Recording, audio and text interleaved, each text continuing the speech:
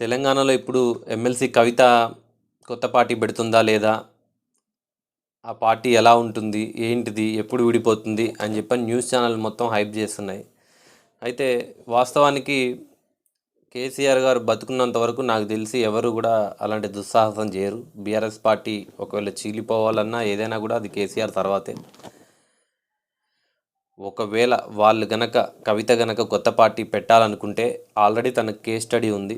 అన్నతో కాన్ఫ్లిక్ట్ వచ్చిన షర్మిల పరిస్థితి ఎలా ఉంది, అలాగే చెల్లితో కాన్ఫ్లిక్ట్ వచ్చిన జగన్ పరిస్థితి ఎలా ఉంది అని చెప్పని ఇద్దరు కొట్టుకోవడం వల్ల జగన్ పాతాళంకి వెళ్ళిపోయాడు. అలాగే షర్మిలకు కూడా అటు ఇటు కాకుండా వెళ్ళిపోయింది. ఈరోజు కవిత గారికి కూడా లిక్కర్ స్కామ్ అనేది ఒకటి భయంకరమైన స్కామర్గా తన మీద నింద ఉన్నప్పుడు ఇప్పుడు తను ఒక పార్టీ పెట్టి క్రెడిబిలిటీ జనాల్లో సంపాదించాలంటే నిజంగా చాలా కష్టం.